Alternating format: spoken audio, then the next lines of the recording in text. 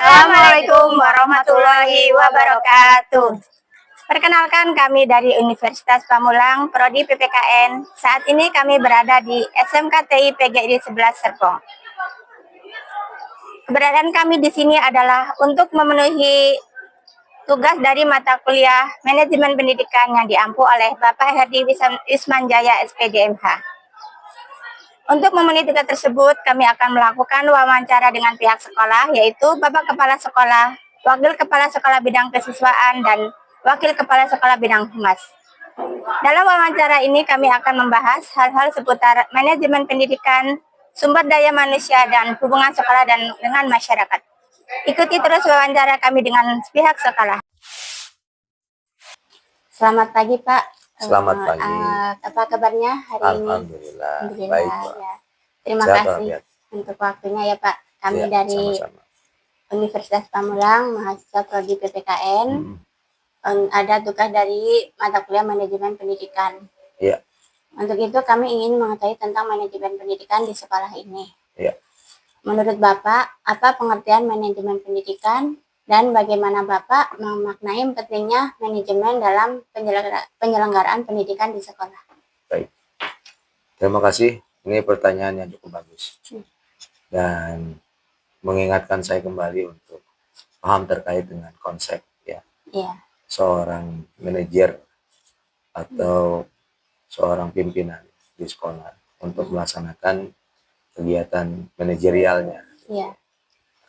Nah, jadi yang dimaksud dengan manajemen di sekolah atau manajemen pendidikan, di mana kepala sekolah itu memimpin pembelajaran, memimpin semua satuan yang ada di sekolah ini dalam melakukan proses perencanaan, kemudian pengorganisasian, pengarahan, pengawasan sumber daya sekolah yang ada. Contohnya seperti manusia yang ada di sini atau sumber daya manusia. Kemudian ada dari sisi atau sektor keuangan, ya, bahwa kita juga harus bisa mengatur, mengelola keuangan ini yang mana sumber dayanya itu atau sumber pendapatannya tidak satu sumber gitu ya, melainkan ada beberapa sumber seperti sumber dari masyarakat, kemudian sumber dari APBN, kemudian dari APBD. Dan juga bahkan ada yang kita mendapatkan sumber pendapatan itu adalah dari bantuan-bantuan pemerintahan seperti itu. Kemudian juga bagaimana seorang manajer yang dari sekolah itu atau kepala sekolah dengan fungsi manajerialnya itu adalah melakukan pengelolaan terhadap sarana dan prasarana yang ada di sekolah. Nah, semuanya itu dikelola. Tujuannya adalah untuk mencapai tujuan pendidikan secara efektif dan efisien. Seperti itu ya, Mbak. Tujuan utama pendidikan di sekolah yang Bapak pimpin itu seperti apa? Apakah tujuan tersebut mendukung peningkatan mutu pendidikan di sekolah? Ya, pastinya seperti itu ya. Bahwa tujuan pengelolaan yang kami lakukan di sekolah ini adalah untuk mencapai cita-cita bangsa ya, yaitu dalam rangka memberikan pelayanan pendidikan dan kemudian untuk mewujudkan ya yang namanya kecerdasan ya, kemudian pemahaman kepada seluruh masyarakat terutama peserta didik untuk bisa mendapatkan pembelajaran atau pendidikan yang secara efektif dan efisien. Untuk tujuan manajemen pendidikan di sekolah ini itu lebih menekankan pada akademik, non-akademik, atau keduanya, Pak? Mengapa? Keseluruhannya ada ya, jadi akademik dan akademik ya. Tujuan untuk pengelolaan pembelajaran atau pendidikan yang ada di sekolah ini bahwa berharap hasil akhirnya itu ya peserta didik atau murid ya itu bisa mencapai kemampuan konseptualnya, kemampuan dari sisi akademiknya, pengetahuan berarti kan knowledge-nya, dan kemudian keterampilan dari sisi non akademik. Nah, contoh dari sisi akademik bahwa kita ini kan ada proses pembelajaran ya berbasis kepada kurikulum. Nah, kurikulum yang kita adopt ini adalah kurikulum merdeka gitu ya, dengan pendekatan pembelajaran mendalam atau deep learning gitu ya. Nah, itu kita sampaikan kepada murid-murid yang ada di sini adalah supaya mereka bisa memiliki pemahaman konseptual. Kemudian pemahaman untuk menganalisis ya. Pemahaman juga untuk bisa mengaplikasikan. Kemudian bisa menghubungkannya dengan pengalaman kehidupan mereka sehari-hari di rumah mereka. Contoh misalnya untuk muatan-muatan pelajaran umum gitu ya. Bahwa di mana mereka itu diberikan konsep pemahaman terkait dengan mata pelajaran pendidikan agama Islam, kemudian PKN, kemudian bahasa, baik itu bahasa Indonesia atau bahasa Inggris ya kan. Kemudian juga IPAS ya, pengetahuan ilmu pengetahuan alam dan sosial ya. Itu untuk bisa mereka coba terapkan dalam tantangan mereka kehidupan sehari-hari seperti itu. Jadi apa yang kami berikan kepada mereka itu tidak semata-mata hanya sekedar pemahaman konseptual, tapi juga bagaimana mereka itu bisa mengartikulasikannya, kemudian mereka bisa mengimplementasikannya untuk menghadapi tantangan kehidupan mereka sehari-hari seperti itu. Nah, apalagi kalau pembelajaran yang produktif seperti matematik ya kan.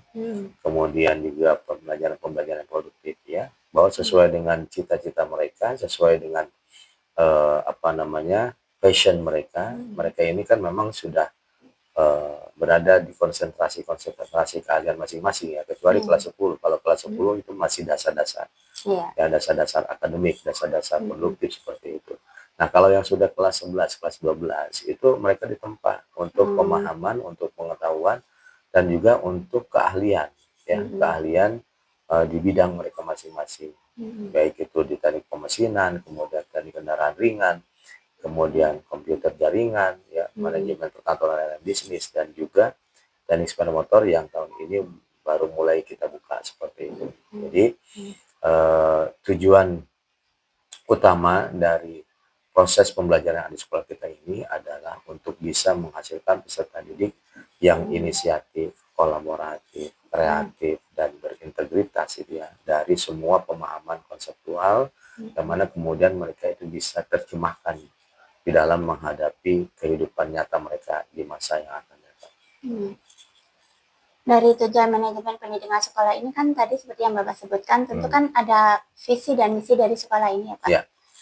Apa sih visi dan misi sekolah ini dan bagaimana strategi Bapak melakukan agar visi misi sekolah ini dapat terlaksana atau tercapai? Baik, visi sekolah kita itu adalah dengan berusaha bersama-sama kita mewujudkan 4 karakter ya dari peserta didik atau dari murid ya.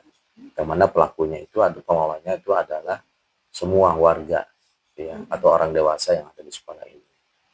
Nah, visi sekolah kita itu adalah inisiatif, di mana kita ini di dalam pengelolaan pembelajaran atau pengelolaan pendidikan yang ada di sekolah kita ini, organisasi yang kita bangun ya, kemudian sumber daya manusia yang ada di sini itu sudah harus lebih dulu memahami terkait dengan adanya kemampuan inisiatifnya, bahwa di dalam melaksanakan tugas, di dalam melaksanakan pekerjaan itu tidak harus menunggu ada perintah, harus menunggu ada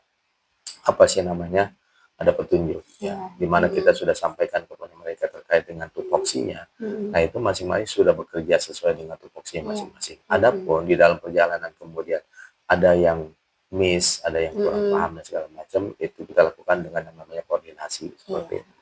Nah, jadi pada prinsipnya pengelolaan pembelajaran atau pendidikan yang sekolah kita ini adalah menggunakan dasar inisiatif gitu ya. Nah, Kemudian yang kedua ada kolaboratif, ya, bahwa kita punya kemampuan, kita punya apa namanya sense ya, kepentingan untuk bisa melakukan apa yang menjadi tugas kita. Baik Pak. Baik. Melanjutkan pertanyaan dari Bu Dwi tadi tentang pengertian manajemen, tujuan manajemen pendidikan di sekolah ini, dan visi misi sekolah.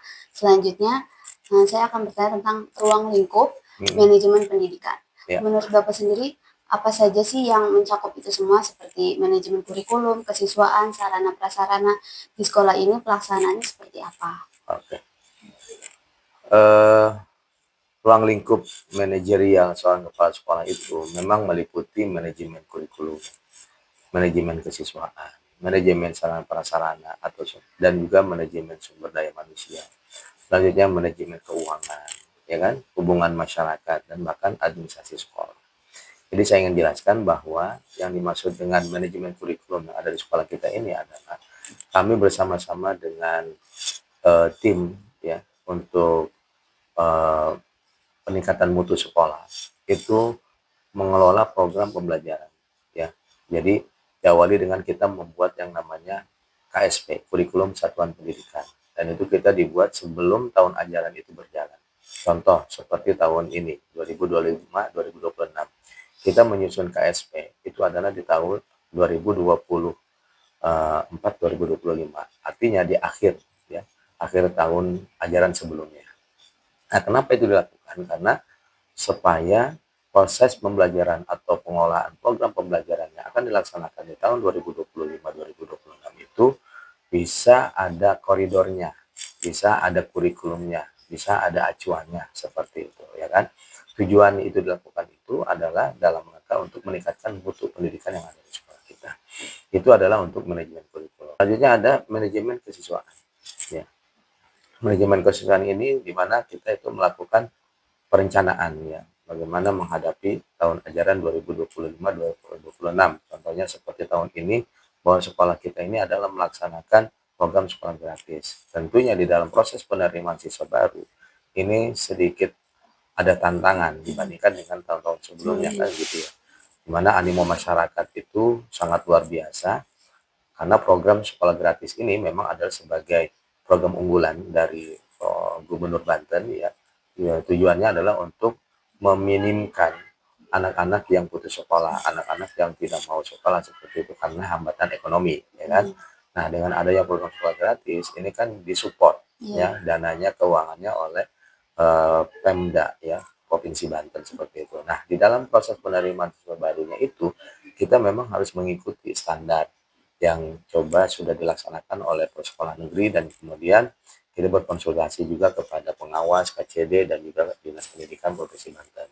Dan pembinaan karakter itu setiap harinya kita lakukan melalui kegiatan keagamaan. Contoh, pelaksanaan kegiatan keagamaan. Contoh adalah seperti kita bersama-sama mengajak kepada murid-murid untuk melaksanakan sholat zuhur berjamaah. Kemudian ketika saling bertemu itu kita dengan mengucapkan salam, ya. Kemudian mereka memberikan penghormatan kepada gurunya, baik guru laki-laki atau perempuan, gitu ya. Dan kemudian pembinaan karakter yang kita berikan juga itu pada hari Jumat. Ya. Bisa hari Jumat itu ada tausiah yang disampaikan oleh temannya sendiri, gitu kan. Barangkali masukan yang disampaikan oleh temannya itu bahasanya lebih mengena, ya, lebih diterima dibanding, ya saya kira itu jawaban-jawabannya. Mudah-mudahan waktunya. Begitulah teman-teman bincang kita bersama Kepala Sekolah SMKTI PGRI 11 Serpong. Izin bertanya Bapak, bagaimana strategi sekolah dalam mengelola guru dan tenaga pendidikan agar kinerja optimal? Terima kasih. Jadi pengelolaan guru itu kebetulan kita sesuai dengan profesionalnya, sesuai dengan bidangnya. Yang kedua, sebelum perekrutan itu kita harus ada interviewnya, clinical teaching terhadap guru, benar-benar sesuai dengan profesinya. Ya, setelah itu kita mempunyai komitmen sama guru itu harus penuh dedikasi dan tanggung jawab, loyal, terhadap kinerja gitu. Jadi kehadiran itu sangat kita utamakan terhadap guru-guru. Jadi untuk motivasi anak-anak supaya jangan ada berkeliaran. Yang pertanyaan kedua, bagaimana sistem pembinaan pelatihan atau pengembangan kompetensi guru di sekolah ini? Ya, kita mengadakan pelatihan, umpamanya penyusunan RPP, penyusunan mata pelajaran itu selalu setiap tahun kita mendatangkan dari dinas untuk adakan pelatihan. Yang kedua, guru itu ada sertifikasi. Jadi sertifikasi itu langsung dari dinas pendidikan gitu. Rata-rata guru di sini itu kecuali guru yang baru itu sudah mempunyai sertifikasi dari dinas pendidikan. Pertanyaan ketiga, bagaimana sekolah melakukan evaluasi kinerja guru dan staf? Itu ada monitoring ya, monitoring kinerja dari kepala sekolah itu langsung gitu. Direncanakan bulan Oktober besok itu ada langsung monitoring dari kepala sekolah ke kelas-kelas gitu. Jadi untuk melihat cara guru menerapkan materinya, penyampaian materinya, itu ada penilaian setiap tahun itu ada dari kepala sekolah. Pertanyaan keempat, apa kebijakan sekolah dalam menjaga motivasi kerja guru dan tenaga kependidikan? Ya, itu selalu kita kepala sekolah selalu memberi motivasi kayak support gitu ya, support setiap tanggal peringati Hari PDRI itu mengasih sertifikat ya pendidik untuk mengasih support bagi guru-guru yang kinerjanya bagus. Pertanyaan terakhir, menurut Bapak apa saja kendala utama dalam manajemen SDM pendidikan di sekolah ini? Ya, yang pertama silaturahmi ya terhadap guru. Ya. Yang kedua kita mengadakan pendekatan mengadakan healing gitu sama-sama guru itu sekalian sekalian kunjungan industri, yang kedua acara pelepasan gitu. Itulah acara pendekatan kita terhadap guru-guru supaya kita bersinergi. Terkait pola hubungan sekolah ini dengan orang tua siswa itu bagaimana ya Pak? Apakah berjalan dengan baik gitu, atau misalnya ada menghadapi kendala-kendala yang memang biasanya ada komplainan atau misalnya kayak tidak kepuasan orang tua atau nilai kepuasan orang tua itu bagaimana? Ya, itu selalu ada.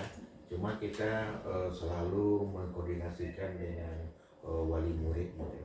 Setiap tahun ajaran gitu ya. Begitu juga terakhir kelas 3 itu kita ada acara untuk ujian terakhir dan ujian PKL dan pelepasan gitu. Itu kita selalu koordinasi dengan wali murid, kita panggil ke sini, nah kita kadang musyawarah. Contohnya kemarin itu wali murid tidak bersedia mengadakan tour gitu, pelepasan gitu. Nah, kita tidak mengadakan gitu. Jadi kita melakukan ini sesuai dengan hasil musyawarah dengan wali murid. Berarti ada musyawarah tertentu dengan wali murid mengenai pembahasan dengan Bapak gitu ya, terkait dengan yang membahas. Oke. Terus bagaimana kayak peran komite sekolah dalam mendukung penyelenggaraan pendidikan di sekolah itu yang baik itu bagaimana? Komite sekolah itu selalu berkoordinasi ya. Nah, jadi di sini memang ada ketuanya ya, mengkoordinir sama wali murid gitu. Jadi kalau suatu rapat-rapat itu dia harus mengkoordinasi gitu. Dia tidak bisa ketua komite itu memutuskan gitu. Jadi dipulangkan sama sama wali murid gitu. Umpamanya ada berhubungan dengan biaya. berapa anggaran itu sanggup atau bagaimana. Sanggup kata semua wali murid, itu baru disahkan oleh ketua komite. Berarti ada misalnya keterkaitan antara pemanggilan wali murid sama bapak juga bagaimana diomongin dengan baik-baik untuk penyelenggaraan sekolah gitu ya Pak. Oke. Terus kalau misalnya menjalin kerjasama dengan masyarakat di bidang eksternal misalnya kayak dunia usaha, pemerintah, daerah dan lembaga itu apa misalnya ada perusahaan-perusahaan yang memang bekerjasama dengan sekolah Fajar ini bagaimana? Banyak. Jadi kita lebih daripada 30 perusahaan yang sudah kerjasama dengan kita. Ini sebagian aja kita tentukan di sini gitu.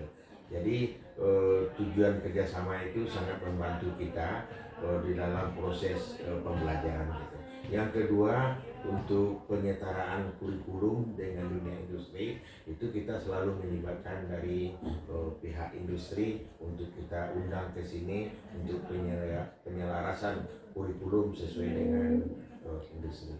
Berarti udah banyak bekerja sama, kolaborasi juga baik antara sekolah dan juga perusahaan-perusahaan yang sudah terkenal gitu ya Pak. Oke, kalau misalnya apa sih Pak adanya manfaat dari yang diperoleh hubungan antara sekolah dengan perusahaan? Banyak bermanfaatnya bagi kita. Yang pertama, kita kompetensi. Kompetensi itu bukan semata-mata siswa aja yang dia itu diadakan PKL, ada pelatihan guru gitu dari dunia industri.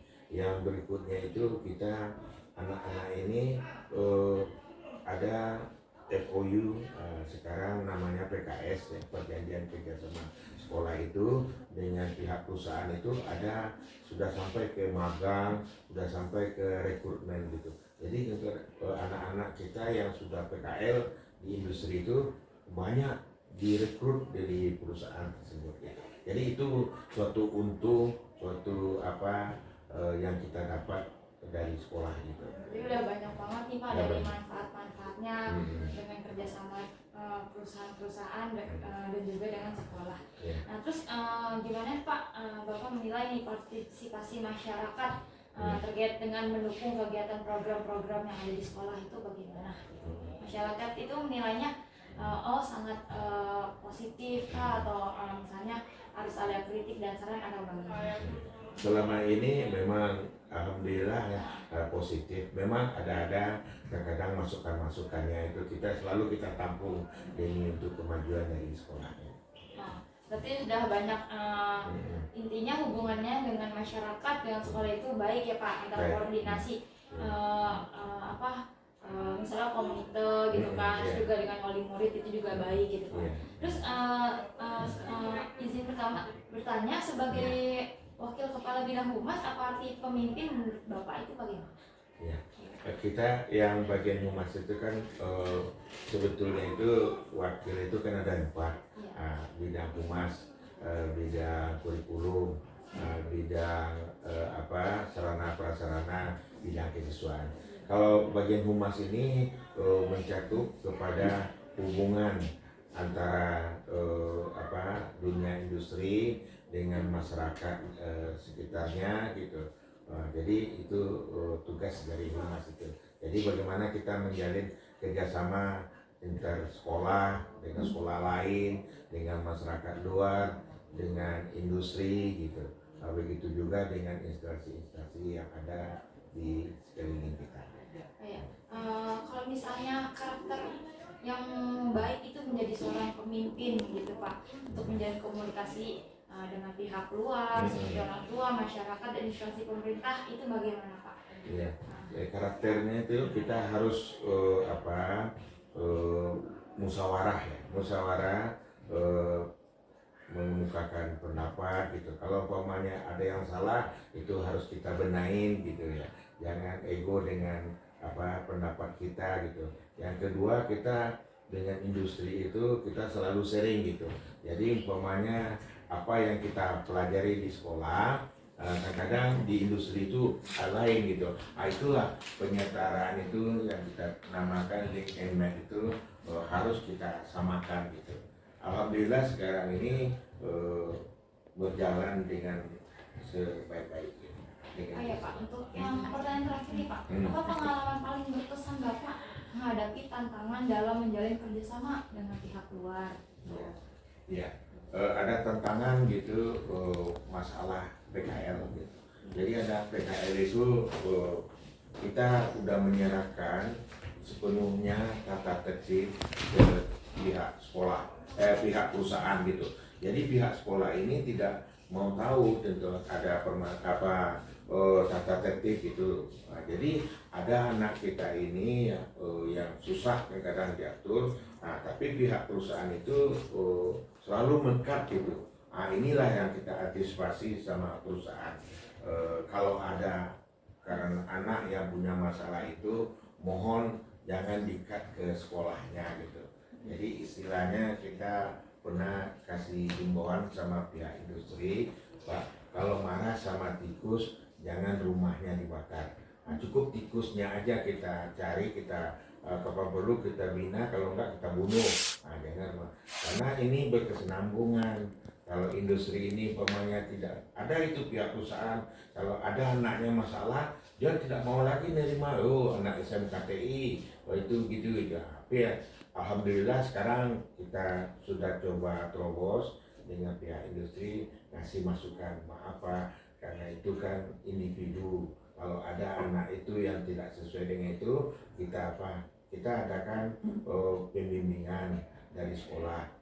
Pembimbingan dari perusahaan juga ada, jadi kita ada mengantarkan, monitoring dan penjemputannya. Nah, jadi tahu itu anak-anak yang punya masalah. Ya, alhamdulillah sekarang ini kita dengan ada kerjasama yang baik dengan industri, keluhan-keluhan dia paham tentang kondisi anak-anak memang ada yang tidak sesuai dengan mereka.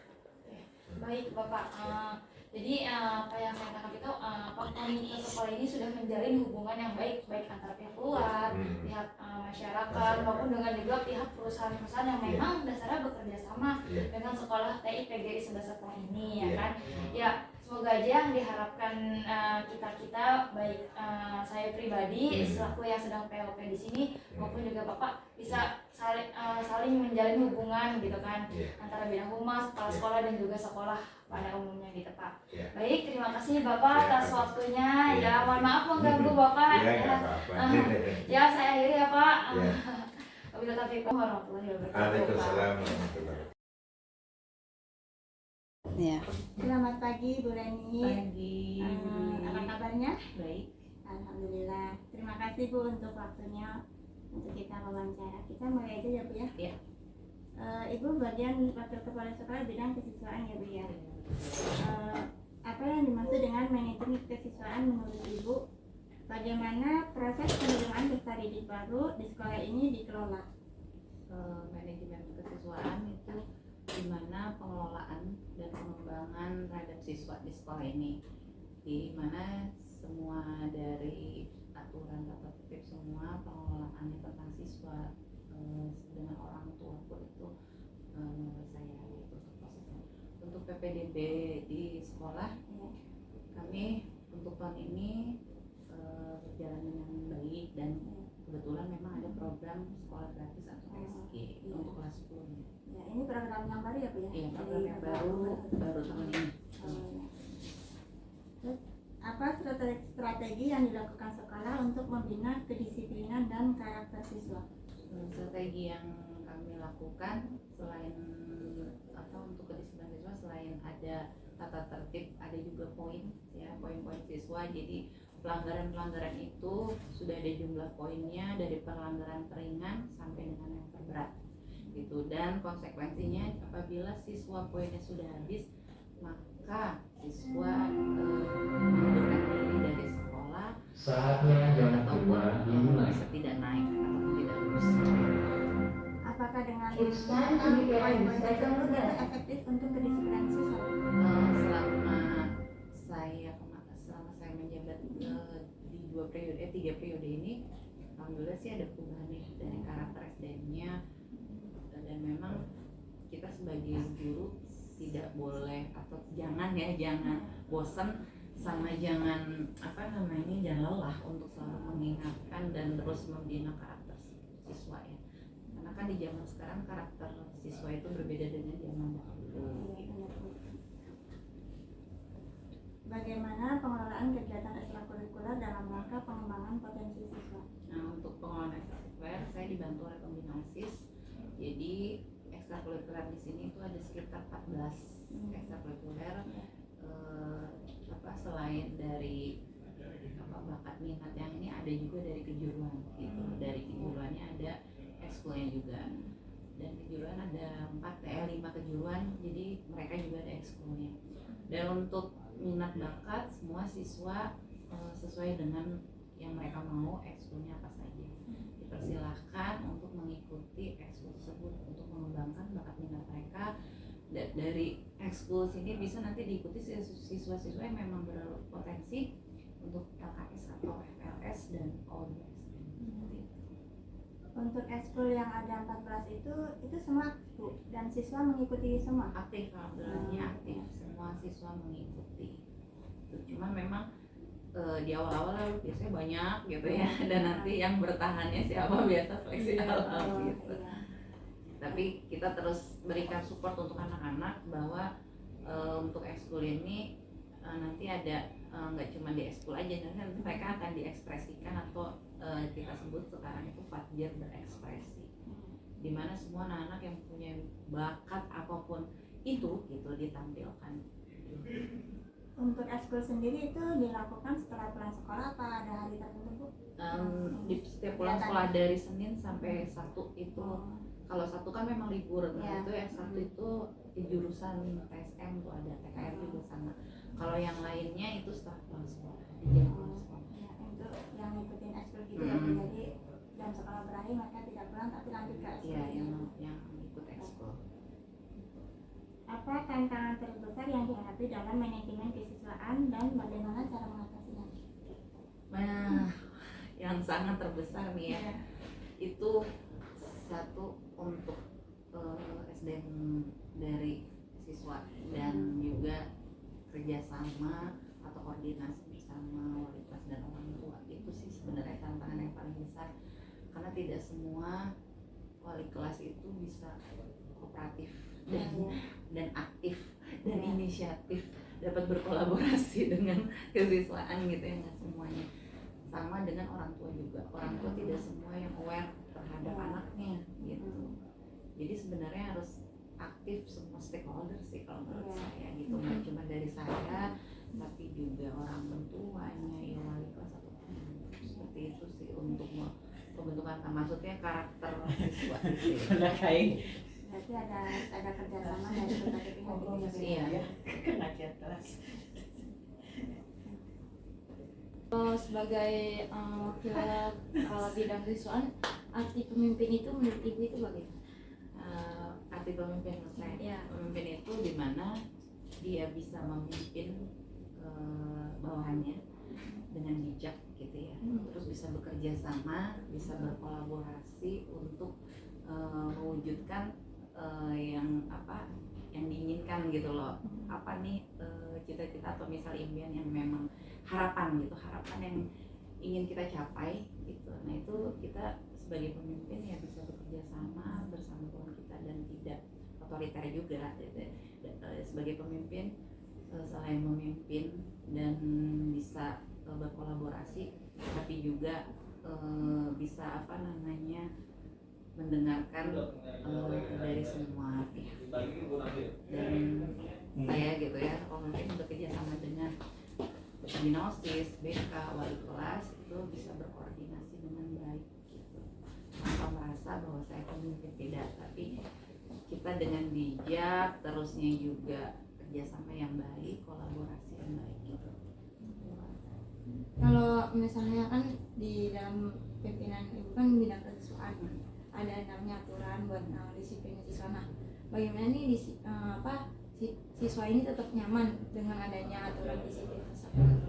Sebelumnya kita sosialisasikan dulu bahwa di sekolah ini ada aturan-aturan tertentu yang memang harus diikuti siswa, kan karena semua sekolah ataupun di rumah saja ada aturan. Maka dari itu kita sosialisasikan kepada siswa bahwa di sekolah ini aturannya ini ada poinnya gitu kan, jadi mereka tahu tahu gitu loh pelanggaran apa saja yang memang mereka nanti mereka udah ini sendiri gitu, pelanggaran berat ataupun ringan. Mungkin kalau yang ringan kan seperti terlambat atau misalnya beda seragam, tidak pakai dasi, itu kan poinnya sedikit yang kena juga, tapi yang lain-lainnya tuh lumayan gitu, kayak merokok apa segala macam itu.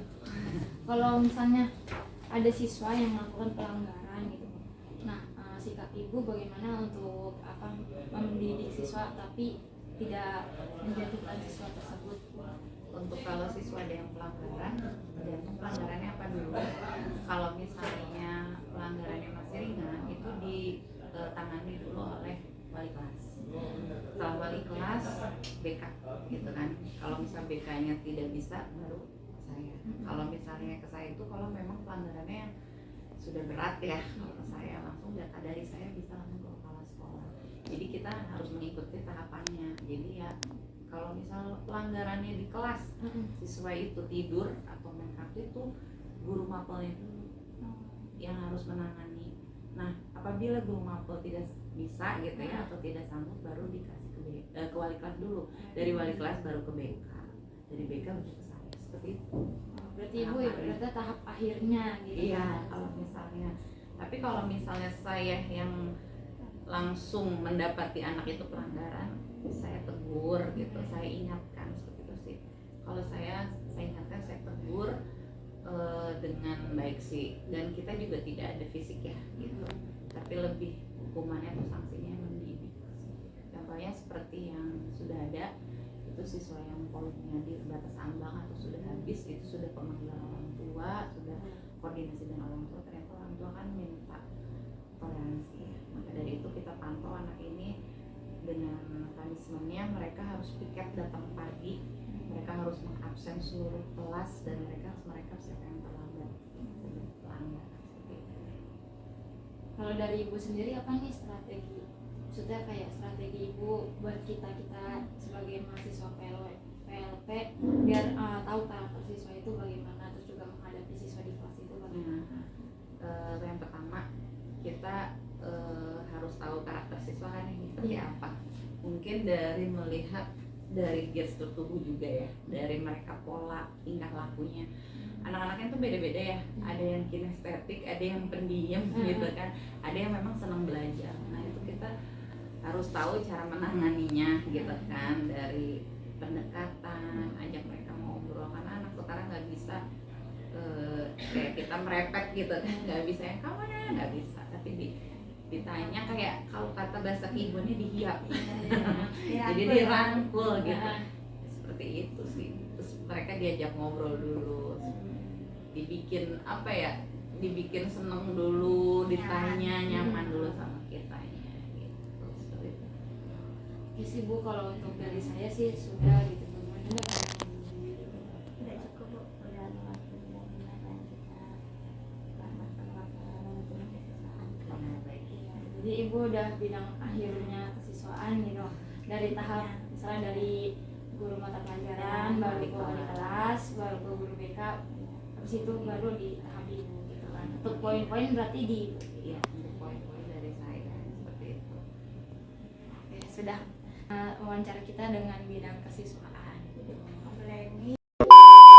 Wawancara yang telah kami lakukan oleh pihak sekolah mengenai manajemen sekolah, kesiswaan maupun hubungan masyarakat dan sekolah, serta kami berharap dari wawancara tersebut kita semua dapat menambah pengetahuan wawasan kita terkait kepemimpinan, manajemen di sekolah maupun hubungan yang sekolah jalani dengan masyarakat.